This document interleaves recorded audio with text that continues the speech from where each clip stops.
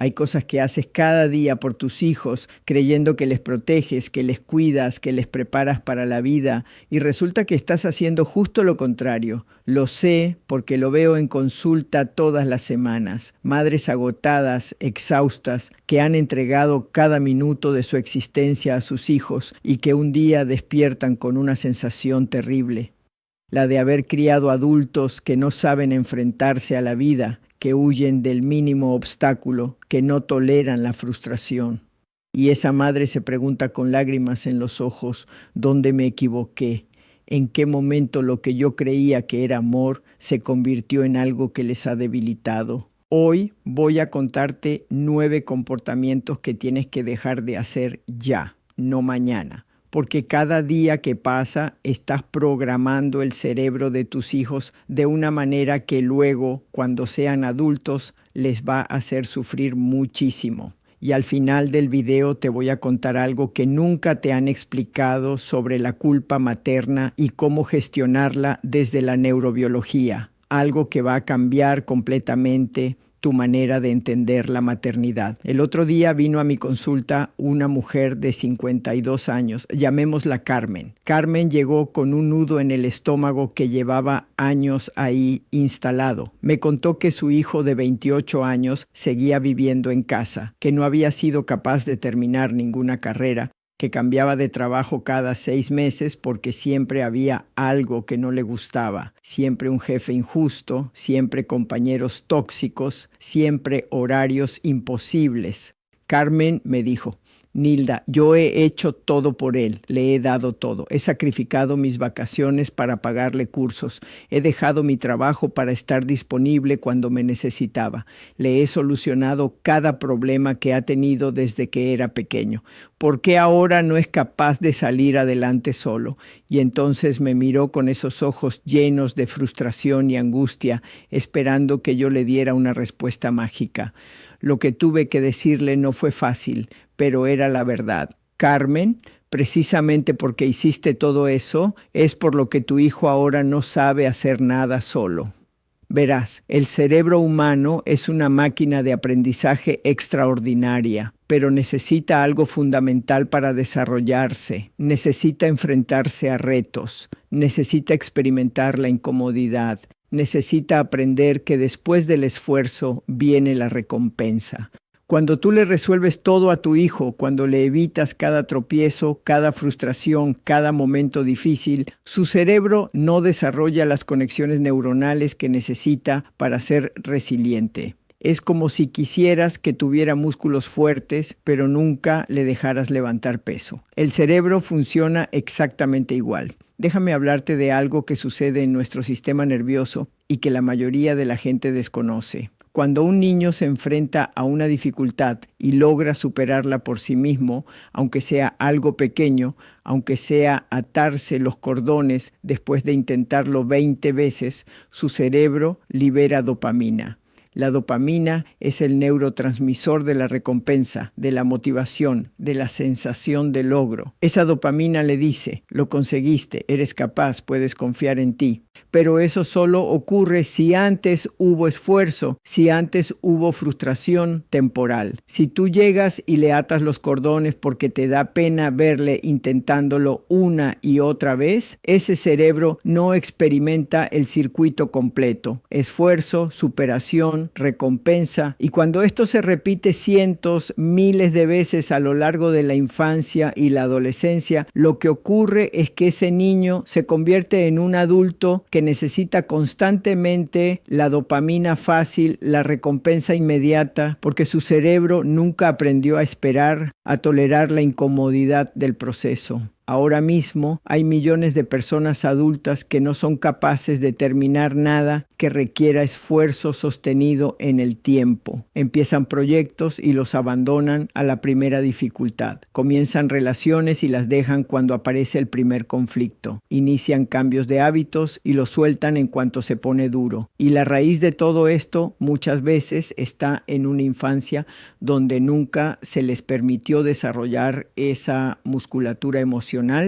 Primera cosa que debes dejar de hacer, resolver todos los problemas de tus hijos. Esta es la más dañina, la más sutil, la que se disfraza de amor, pero que en realidad es miedo. Miedo a que sufran, miedo a que fracasen, miedo a que otros piensen que somos malas madres si nuestros hijos atraviesan dificultades. Pero fíjate en esto que voy a decirte. Tu hijo necesita problemas. Necesita tener problemas adecuados a su edad, problemas que pueda resolver con su nivel de desarrollo. Un niño de 5 años necesita el problema de ponerse los zapatos solo, aunque tarde 10 minutos y lleguéis tarde al colegio. Un niño de 8 años necesita el problema de olvidarse los deberes y experimentar la consecuencia natural de no llevarlos. Un adolescente de 15 años necesita el problema de tener un conflicto con un amigo y aprender a gestionarlo sin que mamá llame a la madre del otro para solucionarlo.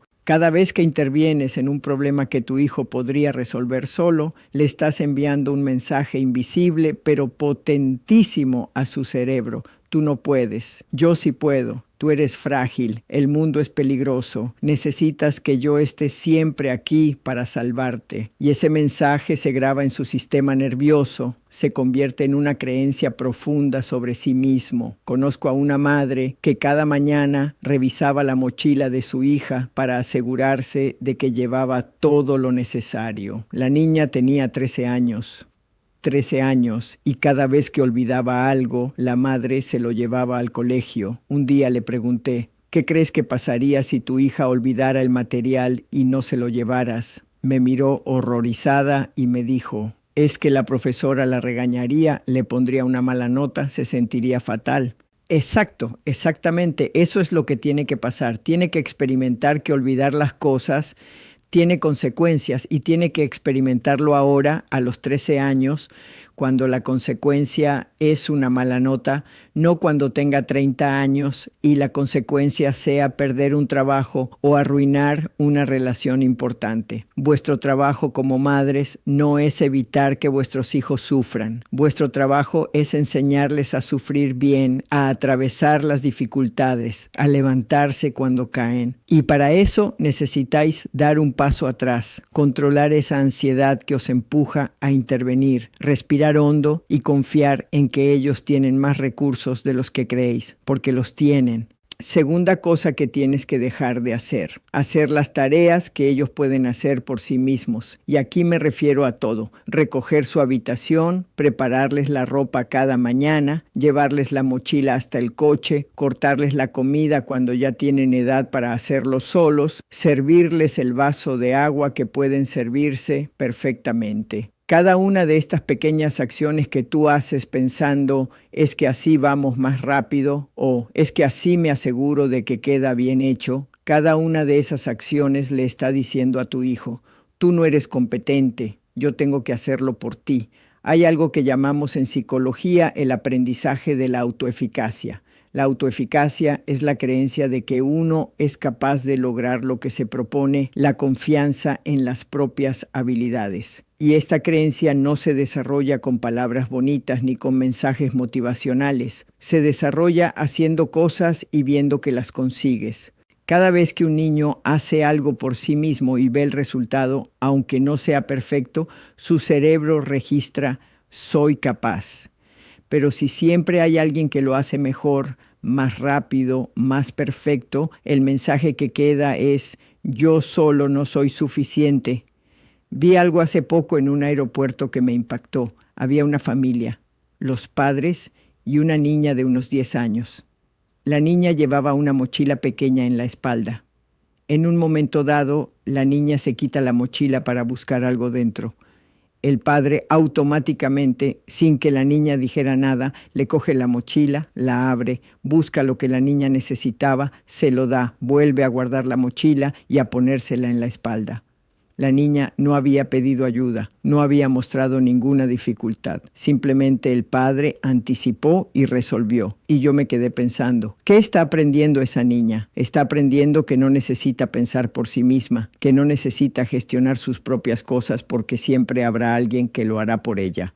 Cuando los niños no desarrollan autonomía en las pequeñas cosas de la vida diaria, cuando llegan a la adolescencia y a la edad adulta sin haber aprendido a organizarse, a gestionar su espacio, a responsabilizarse de sus pertenencias, lo que vemos es una total falta de capacidad para cuidarse a sí mismos. Y entonces aparecen los problemas serios. Jóvenes que en la universidad viven en habitaciones que parecen zonas de desastre, que no saben cocinar ni un huevo, que no tienen idea de cómo organizar su tiempo, que esperan que alguien les diga constantemente qué tienen que hacer. Respira conmigo un momento. Sé que esto puede estar removiendo cosas dentro de ti. Puede que te estés dando cuenta de que llevas años haciendo muchas de estas cosas. Puede que sientas culpa, puede que sientas miedo de haber hecho daño sin querer.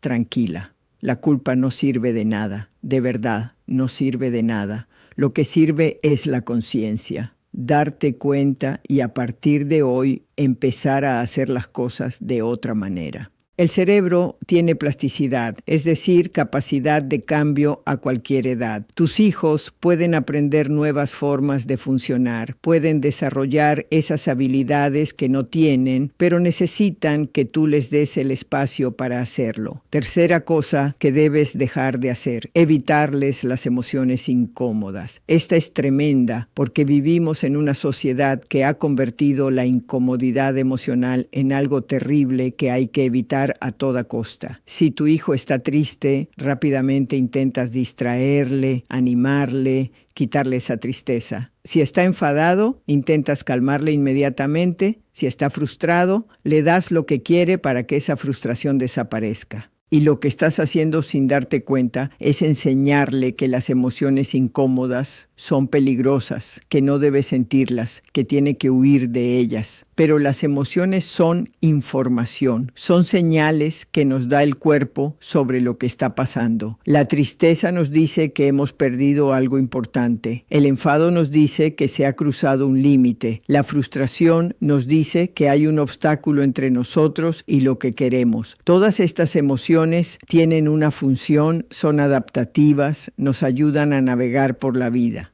Pero si nunca aprendes a sentirlas, si siempre las evitas o las reprimes, lo que ocurre es que de adulto cualquier emoción incómoda te desborda completamente. Tengo pacientes que vienen a consulta con crisis de ansiedad tremendas, con ataques de pánico, con somatizaciones físicas graves, y cuando empezamos a trabajar juntos nos damos cuenta de que en realidad nunca aprendieron a estar con sus emociones. Nunca nadie les enseñó que puedes sentir tristeza y no pasa nada, que la tristeza viene, se queda un rato y luego se va, que puedes sentir enfado sin explotar ni hacerte daño a ti mismo ni a los demás, que puedes sentir miedo y aún así hacer lo que tienes que hacer. ¿Sabes lo que pasa en el cerebro cuando evitamos sistemáticamente una emoción? La amígdala cerebral, que es la parte del cerebro encargada de detectar amenazas, se sensibiliza. Cada vez reacciona con más intensidad ante cualquier estímulo que pudiera generar esa emoción. Es como una alarma que se vuelve cada vez más sensible hasta que salta con cualquier cosa. Recuerdo a una madre que me contó que su hijo de 7 años lloraba cada vez que perdía en un juego y ella, para evitar ese llanto, le dejaba ganar siempre, siempre.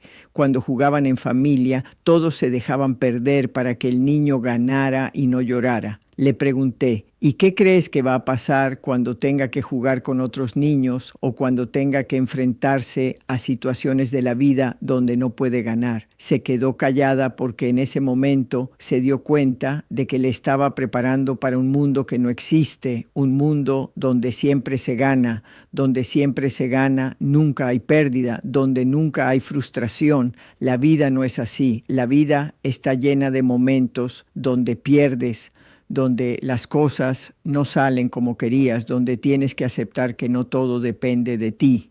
Entonces, ¿qué haces cuando tu hijo siente una emoción incómoda? No intentas quitársela, lo acompañas, le pones nombre a lo que siente. Veo que estás triste porque tu amigo no ha venido a jugar, le validas. Es normal sentirse triste cuando las cosas no salen como esperábamos.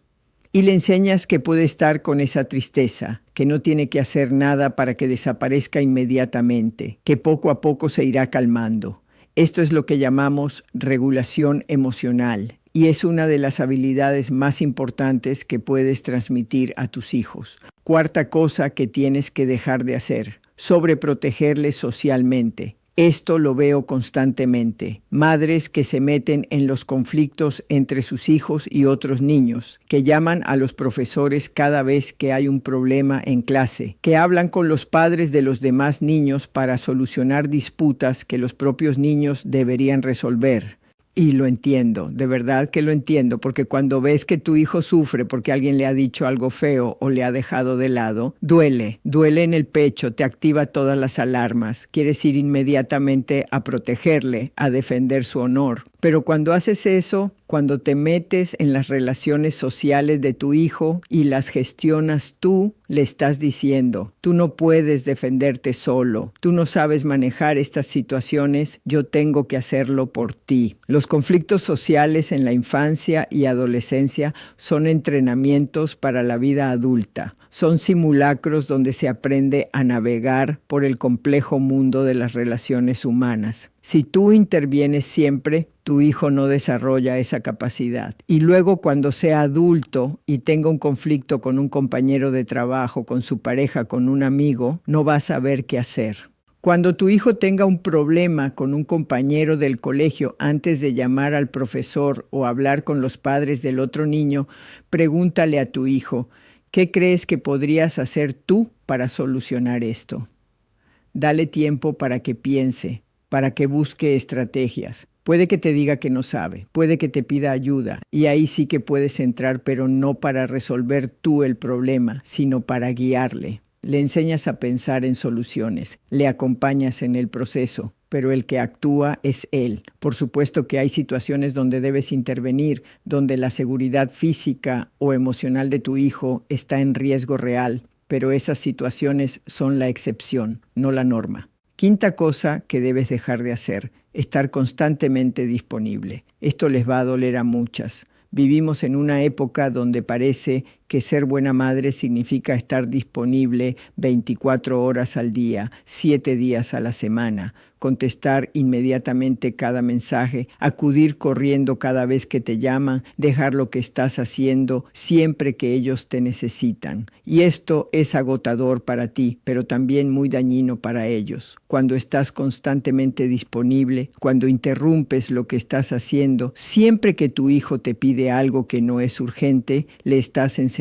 varias cosas muy peligrosas. Primera, que él es el centro del universo y que las necesidades de los demás, incluidas las tuyas, no importan. Segunda, que no tiene que aprender a esperar, a tolerar el aplazamiento de la gratificación. Tercera, que no tiene que desarrollar recursos propios porque siempre vas a estar tú para solucionar, entretener, atender. El cerebro necesita aprender a esperar. La capacidad de aplazar la gratificación es uno de los mejores predictores de éxito y bienestar en la vida adulta. Hay un experimento muy famoso que se llama el test de la golosina, donde se deja a niños pequeños en una habitación con una golosina y se les dice que si esperan unos minutos sin comérsela, recibirán 2 golosinas. Los niños que consiguen esperar, que toleran esa incomodidad, resulta que años después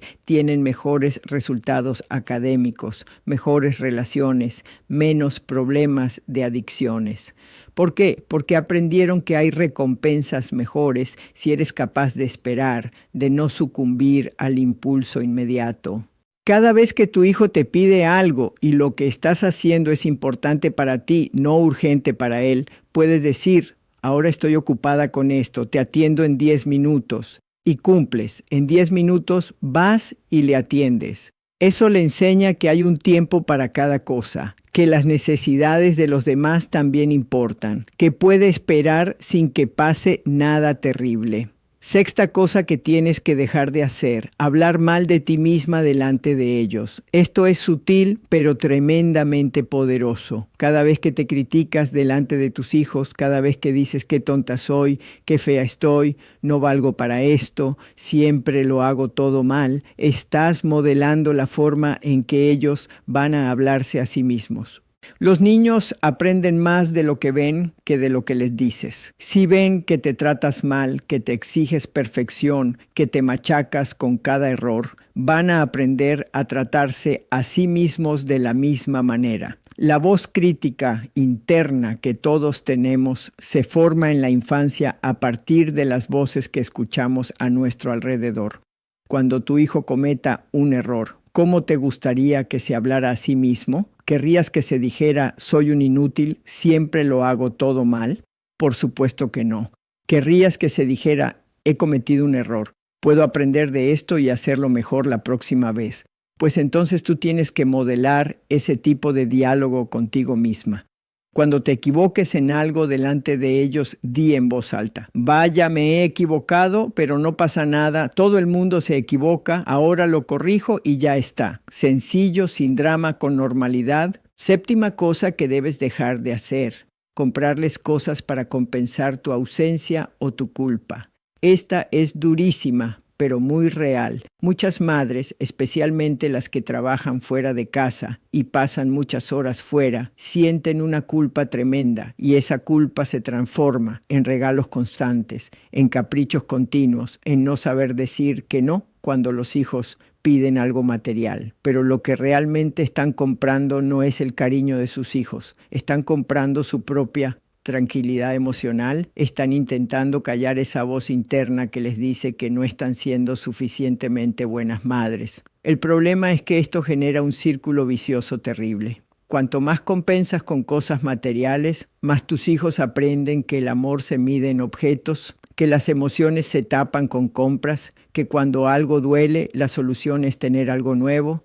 Neurobiológicamente, cada vez que compras algo nuevo para tu hijo, su cerebro recibe un chute de dopamina. Pero hay un detalle importante. La dopamina se dispara más con la anticipación de la recompensa que con la recompensa en sí. Es decir, el momento de mayor placer es cuando sabes que vas a recibir algo, no cuando ya lo tienes. Por eso ves a niños que piden algo desesperadamente y cuando lo tienen a los 2 días ya no les interesa, porque su cerebro no buscaba realmente ese objeto, buscaba el chute de dopamina de conseguir algo nuevo.